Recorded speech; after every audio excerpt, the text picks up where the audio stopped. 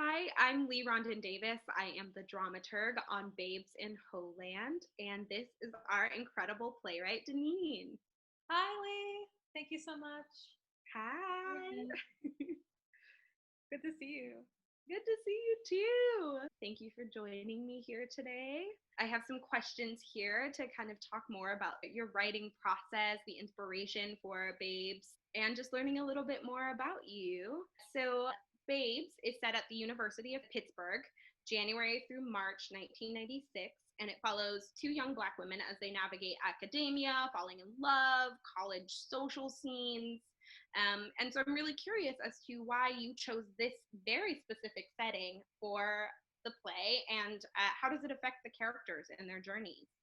I was thinking a lot about what it means to go to college at 18 years old. Actually, I was 17.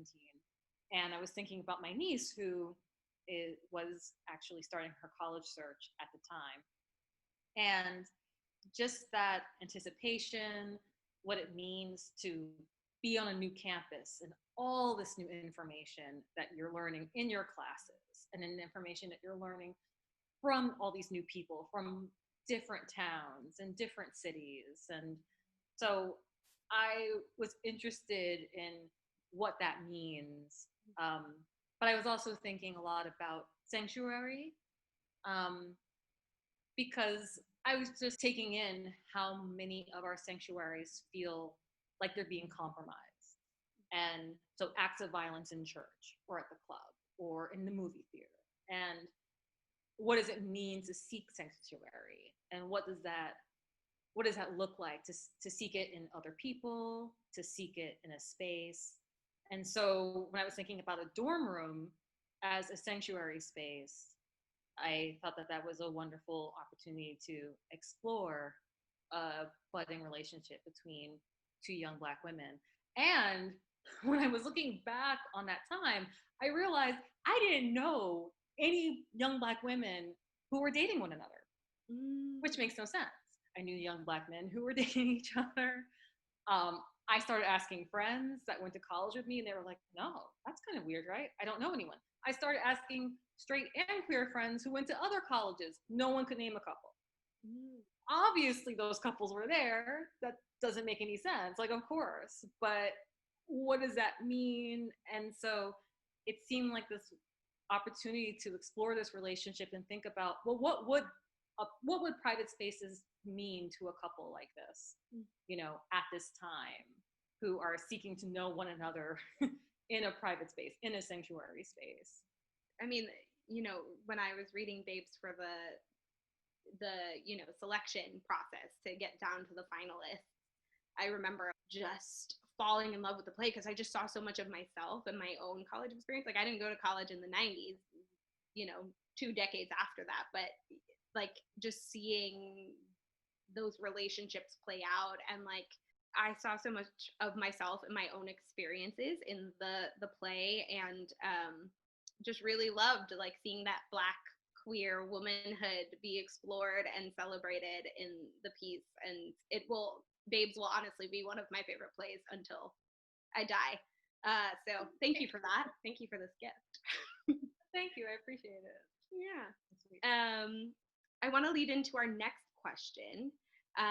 So you received your MFA in film from Columbia University. How do you think this perspective towards storytelling has influenced the way you write and envision your own work? What do you think?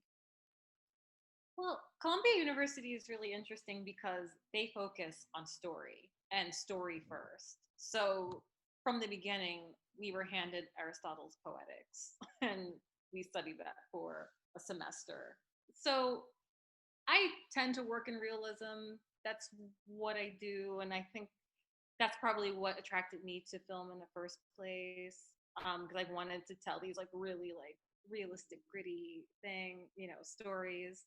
And so I think that's a carryover. I mean, I don't think of gritty so much as I think of intimacy and wanting to tell really intimate stories and get in there. And I think that's exciting to do in front of an audience.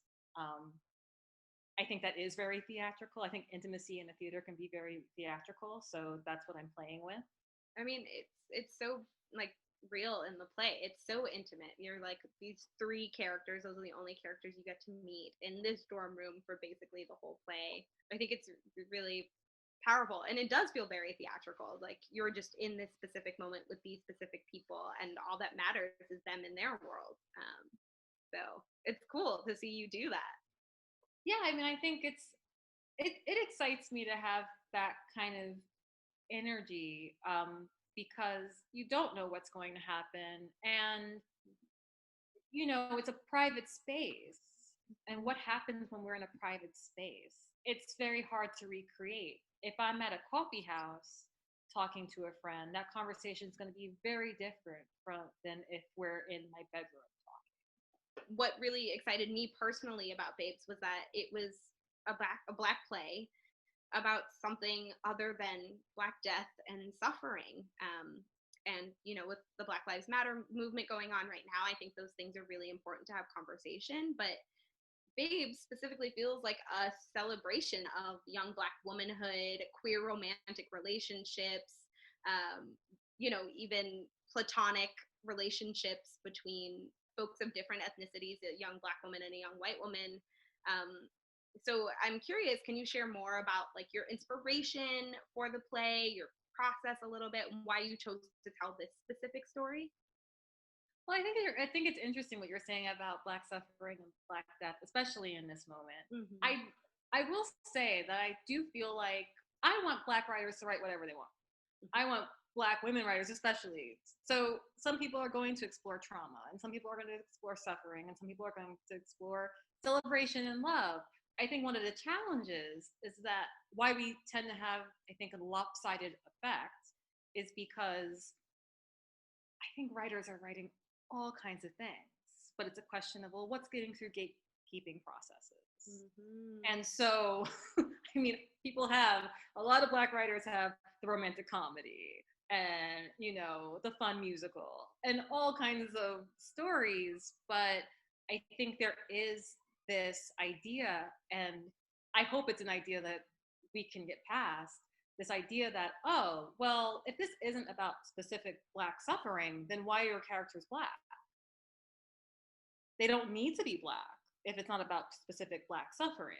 And I think it causes this lopsided effect that it makes it seem like Black writers are just writing, certain kinds of stories. But it has been exciting to see more of those stories getting through gatekeeping processes.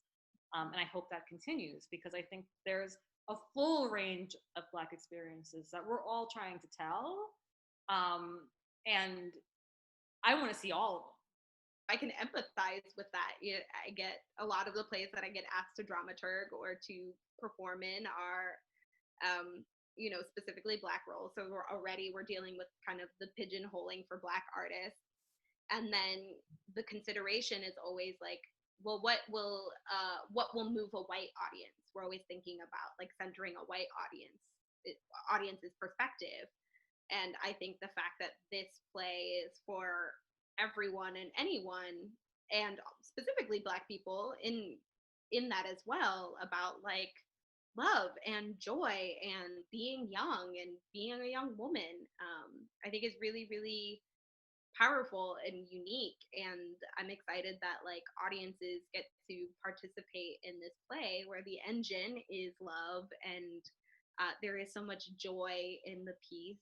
And the soundtrack that you've created, Deneen has done a phenomenal job of incorporating all of these songs from the 90s, from both the like riot, grunge girl music scene, and also like popular Black R&B artists, and like merging them together. So like every time I read the play and dive into the world, I'm always having this soundtrack in the back of my mind, and that in and of itself is such a joyous experience. Thank you so much, Deneen, and thank you all so much for tuning in. We're so excited for you to see this play come to life on Zoom. You can get tickets and more information via the Playwrights Foundation website. Thanks so much, Leigh. Thank you, everyone. See you soon.